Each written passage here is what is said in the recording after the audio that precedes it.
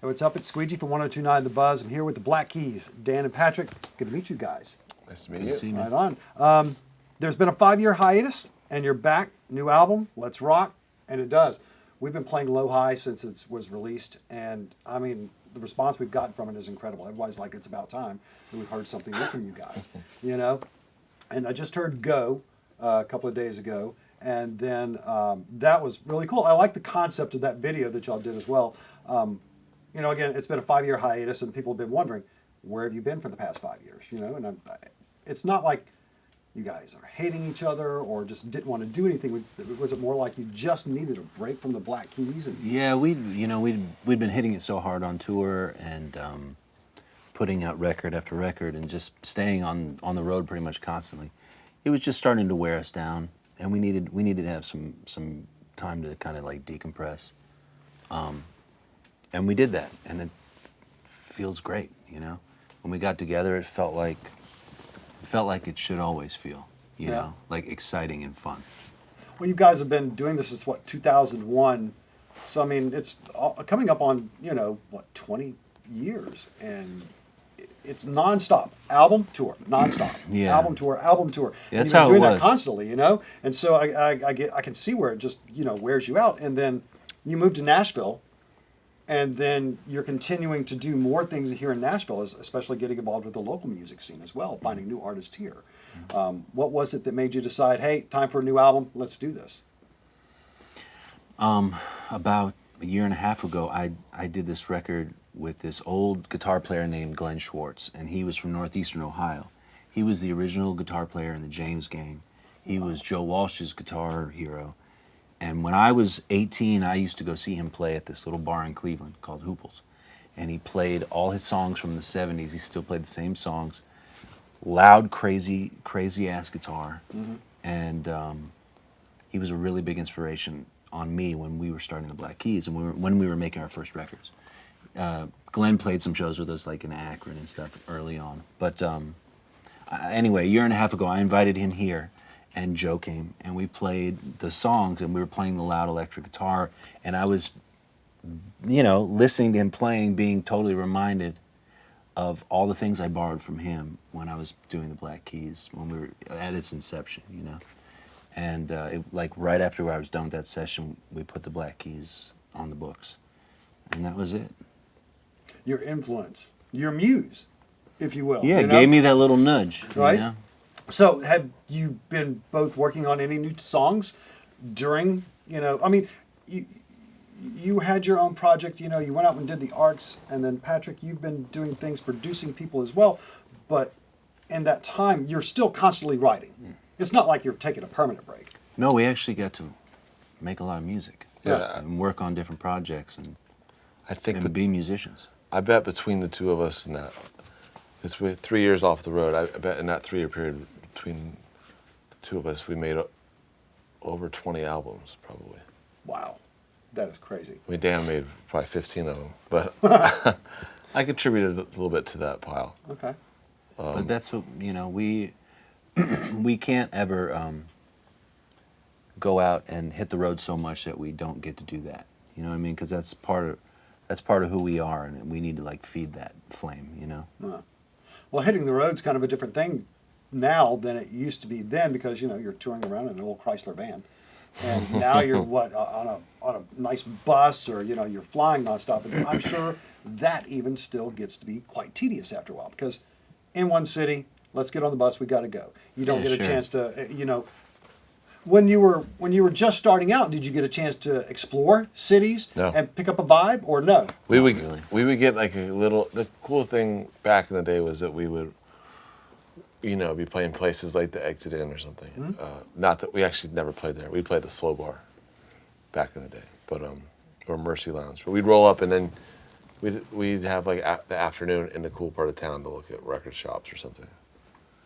So we wouldn't get to see anything afterwards. We didn't make enough money to stay in town ever. So we had it all figured out, man. This is pre-internet, obviously, or pre us having it mobile.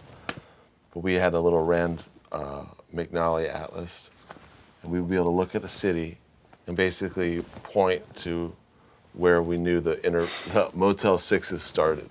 Right. There's rings, you know, around the city, and the last ring of a city has the That's Motel the 6. cheapest- the cheapest motel. But Okay. if you go past that, you're screwed. So if you're staying near the airport or the outer rings, The airport's you're expensive. like $8.25. And then that's where you're least likely to get your van broken into and all your gear. You got to go stolen. to the Motel 6s. And at that same exit, you'll get the Econo Lodge and And then a Super 8 and then we sometimes. toured with Sleater Kinney, and they told us that you got to stay in La Quintas. That's Okay. that was like the high end. That's version high of it. end. Okay, nice. Well, did you get to know? So on those tours, you figured out where all the best laundromats were. I'll tell you what we did. We drank a lot of water out of those cups that are wrapped in plastic. That's what we did. And you know, that's the thing is that touring is fun and playing the gigs is fun, but we've actually been lucky enough to get to do it for 18 years. But the problem is it's not necessarily it's not the touring, it's the amount. You know, so like back in the day when we go on these tours in a van, even then we knew we couldn't go out for longer than 3 weeks. Our booking agent knew that. We would go out for 3 weeks and we would come home for 3 weeks. And it would be disruptive as hell having to come and go, but we still adhered to this rule. Like the golden rule for us was to never go on the road for longer than 3.5 weeks. And See how it just went from 3 to 3.5? Did you see that? that's how it works. That's how it works in the biz, man. Yeah. You just get push it. You can't count the travel days. But then, so check it out. God damn. I know, man. Check it out. Anyway, we did 8 years of touring like that, you know? And then we had our first hit record. After 8 years of that, we had a hit. And when that happened, it was like we had the entire year booked out. Wow. Before the record, we knew the record was a hit. We booked the shows in March, and by the time it's August, we've been on the road for 4 months, and the record is just blowing up. And what at that moment, they're like, you gotta go again. You gotta go right back out because you didn't play the right venues because we all screwed up. So we actually at that It's moment, like being on a roller coaster, but then It's- you have to keep getting back on it. It's and this. You can never go Yeah. home. it's like, and it's always there's a carrot out there. It's like, oh yeah, but if you're Dangling the carrot. you're gonna get the headline Coachella next if you do it, and blah blah. So we just followed the carrot, like, you know, and eventually we realized that the carrot you can also reel the carrot in, and, or just ignore the carrot. Well, you But know, we played 500 shows in 4 years, 4.5 years, and it was exhausting. Yeah. So we got rid of that rule. We went on the road for like months on end. We were like, oh yeah, you can't, because the rule changes, because the booking agents are really good at convincing us that we don't know what is good for us. You know what I mean, or whatever, whoever it is. It's like, oh yeah, you know, you're gonna lose a ton of money if you have to break the tour up because they gotta take the buses out, they gotta vacuum the buses, it's expensive. You gotta shampoo the curtains. You just go on the road and you know, get a nicer hotel room. Before you know it, you're like, it's basically You're in a $1,000 a night hotel room. losing your mind. You're living inside of a Joe Walsh song. exactly. So you're getting ready to kick off a tour. September, going to start in Vegas. Yeah. But then in October, on the 1st, you roll back here in Nashville. So, are you on the road right after that, or you're like going, dude, we get to sleep in our own bed?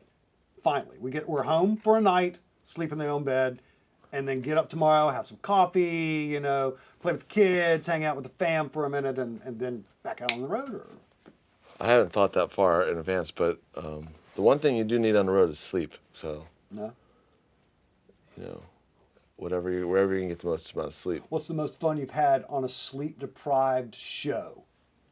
Sleep deprivation is never fun. No? No. No? It's the worst feeling ever. Yeah. Does it take you, like, man, you know, if you're on the road constantly and, you know, you do go through sleep deprivation, do you find those moments on the stage where you're I just don't. like, God, you know, like, I oh don't my go through that God. shit. I sleep so much. Like a zombie. Yeah, people think I'm a junkie. Wow. I'm asleep Sitting there at like- 5 o'clock. Yeah. Taking a pulse? I could play one because I can sleep during the middle of the afternoon. All right. So, going on this tour, since you have toured and it's been so long, what have you been doing in the past 5 years that has, you know, again, you've just had a baby, right? Correct? Your wife just had a yeah. baby, and how's that being a rock and roll dad? Well, we're both rock and roll dads. Yeah, Yeah, It's rad. it's awesome. yeah. So what's the biggest errand that you're running when you're not the Black Keys, when you're not out there rocking the masses, and you're at home? What's the biggest errand you're running during the day? That's all I do is run errands. Yeah. Whole Foods, even though I hate it, I go there. I'm forced to go there because My wife believes that BPA is in everything. She's not wrong.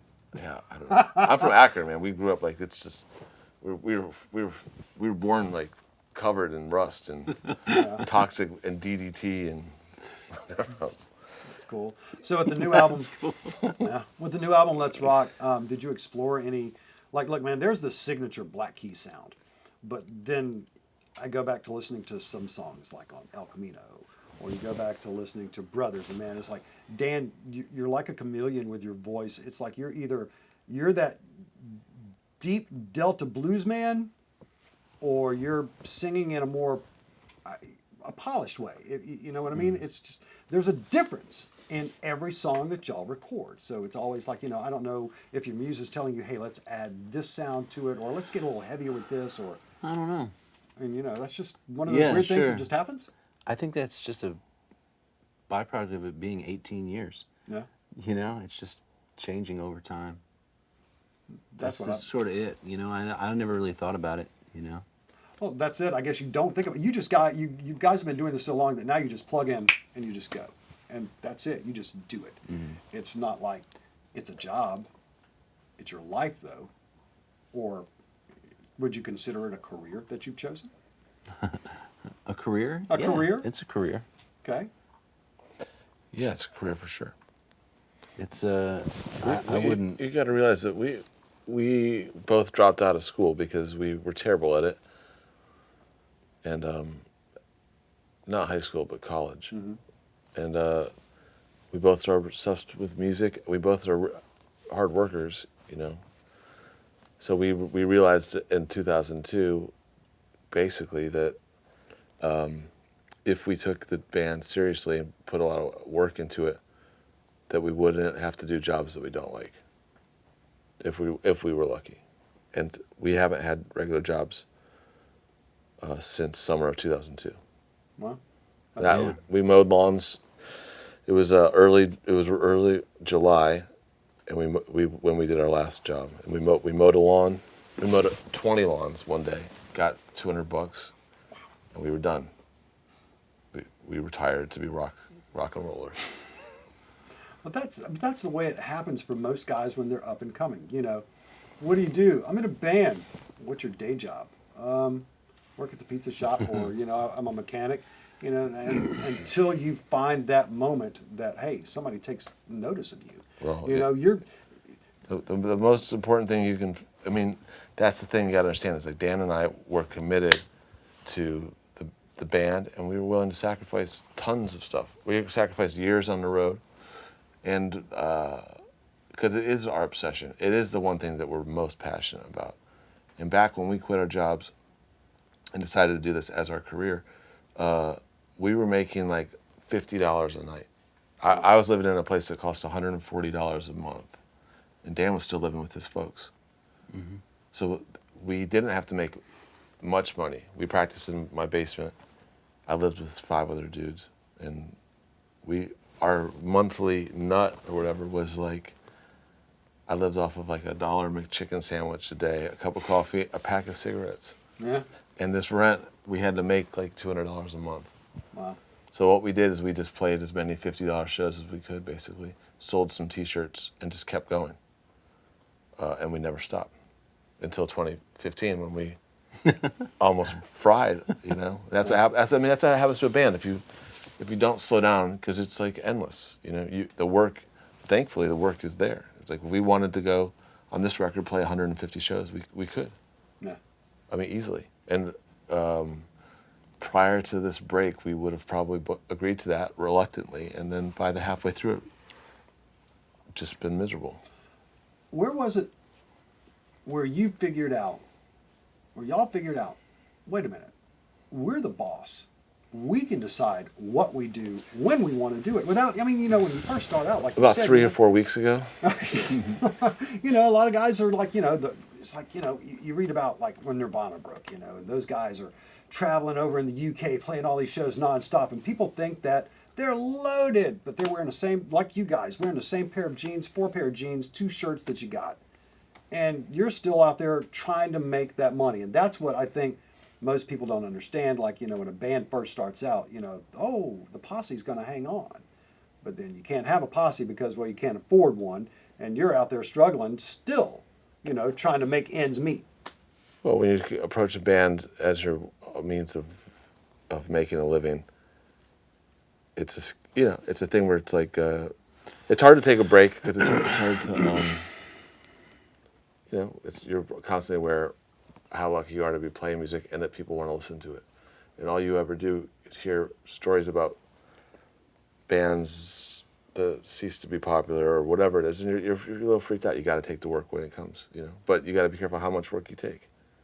But it's a tricky thing, you know what I mean? But it's like the point is there's very few careers that require the amount of traveling, other than truck driver, bus driver, as a musician who's doing a world tour, and we're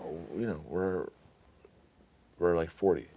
We've been doing it since we're 20, and you realize that you spent like half your life, you got not sleeping in your own bed. And that's the whole thing. Waiting for the rest area. That was the interesting. That was the reason why we had to slow things down, to reset, and also spend time for the first time. And like Dan built this amazing studio for his label and for himself.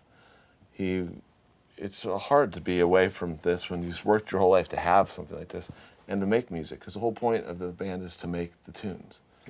Yeah. So it's like the gigs. We never even played a gig till after our first record was done. The gig was always a second thing. We learned to enjoy the gigs, but it was the fun part for us was creating music. And creating a masterpiece is what you guys have done with Let's Rock.